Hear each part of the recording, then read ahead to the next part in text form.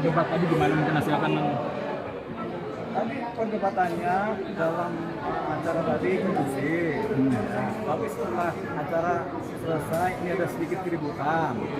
Makanya saya diselamatkan oleh Fitri. Jadi kita diselamatkan lah ini kan. Jadi posisinya di dalam mungkin masih ribut tapi udah diselamatkan. Tapi nggak ada persoalan sih. Pertanyaan tadi apa? karena apa mungkin tadi ribut Bang? Pasti ada sesuatu dong. Namanya pengacara sama pengacara kan kadang-kadang kan emosinya nggak ini kan nggak stabil. Jadi ada ribut lah.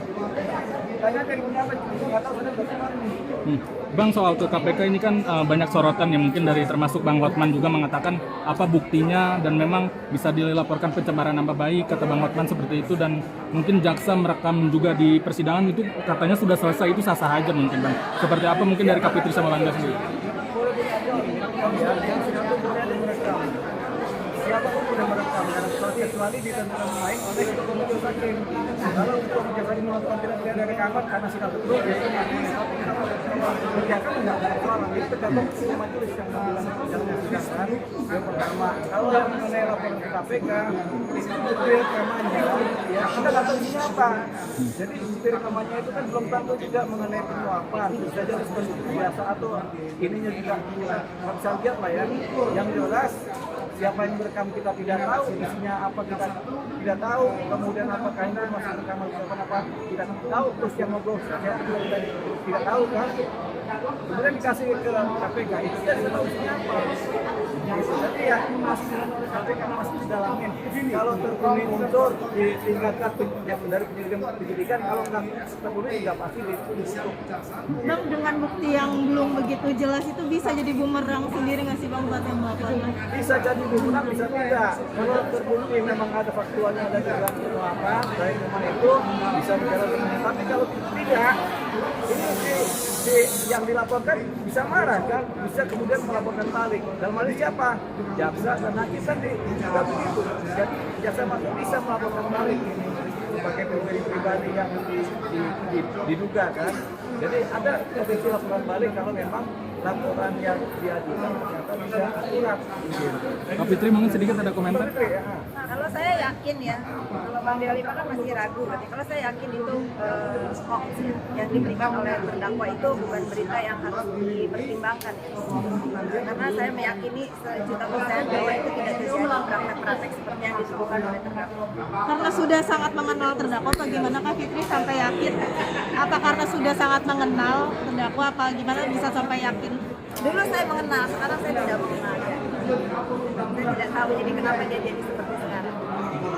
Nah ini kan ada yang mengatakan kalau lebih baik dari Bang Hotman sendiri mengatakan kalau fokus permasalahan dibandingkan adanya keributan yang mungkin itu betul. Sebetulnya kalau pendapat saya ya, yang tidak mengerti hukum nih, yang dia punya itu sekarang adalah yang dia punya itu cuma harus berkelakuan baik, bersikap sopan dan mengikuti perjalanan sidang ini dengan baik.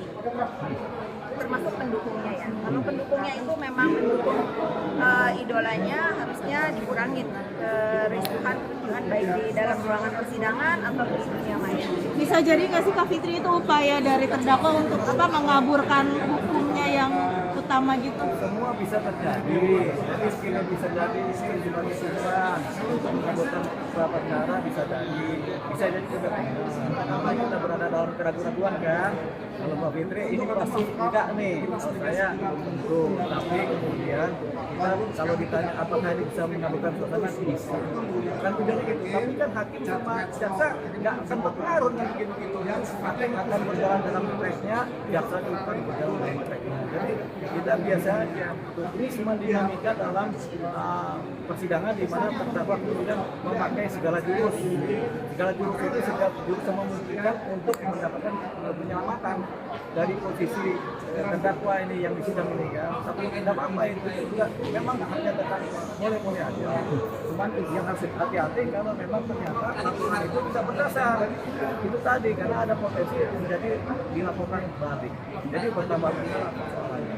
itu akan memperberat gak sih Bang Niki sendiri untuk secara memperberat itu adalah perilaku di sidang. Namun kita berperilaku baik kan sopan santun ukurannya. Kalau perilakunya kemudian membuat gaduh atau ribut atau malam waktu diduga melecehkan di sidang, ya tentunya akan memperberat. Itu diperhitungkan sebagai suatu poin. dalam putusan nanti ada atau dalam tuntutan kan yang memperberat apa, yang meringankan apa gitu. Nah yang memperberat misalnya tidak sopan selama sidang, nah itu dari hukumannya diperberat ya, jadi potensi seperti itu. Kak Fitri, mungkin soal mau melaporkan Bang Sembiring Niki ke KPK, lapor balik itu benar gak sih adanya kabar itu? Saya kurang tahu ya, karena ini kan baru kejadian ya dilaporkan.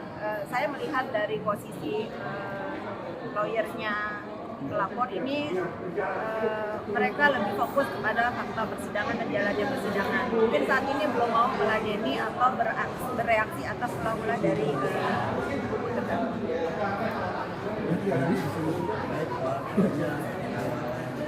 Ya, saya koreksi ya. Mungkin teman-teman tahu semua bahwa saya ini memang orang Timur. Jadi kalau misalnya saya berada di dalam keramaian yang mungkin menurut saudara-saudara saya perlu ditemani, mereka adalah dalam. Jadi itu bukan apa namanya tadi, sama bodyguard atau apa, nggak ada ya. Itu biasa di orang Maluku itu. Saya berada di ibu kota di Jakarta, mereka menganggapnya saya ini saudara perempuan. Jadi kalau memang merasa oh ini ada saudara perempuannya lagi di keramaian nih, ternyata takut ada kejadian misalnya keributan dan apa, dan itu tidak sama sekali menemani Bang Sembiring ya. Mereka semua adalah menemani. Ini kalau persoalan. Soal dibilang content of court kata Bang Sembiring, coba Bang. Tadi kan udah dijelaskan di dalam Iya kan, belum. konten of court itu sebetulnya belum diatur oleh kita, oleh undang-undang belum ada. Dua profesor juga menyatakan demikian, memang belum ada undang-undang mengenai content of court. Yang ada adalah pasal-pasal di KUHP.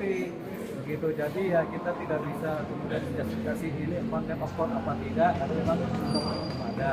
Tapi yang bisa menentukan suatu posisi ini tindakan martabat pengadilan itu adalah majelis hakim sendiri atau ketua pengadilan dalam konteks pilkada. Tapi ketika kemudian dipidana, yang akan berjalan adalah pasal-pasal KUHP juga, bukan pasal contempt of court. Jadi memang itu persoalannya. Nah ini yang kemudian diharapkan ada undang-undang khusus mengenai contempt of court. Tapi yang jelas kalau ada undang-undang itu malah lebih sulit lagi, karena setiap persidangan selalu ada yang namanya keributan. Di sidang manapun juga sehingga akan terjadi keributan. Ada orang yang merasa tidak adil, ada yang merasa kurang adil, karena jumlah keributan. Saya biasa. Artinya dinilai dari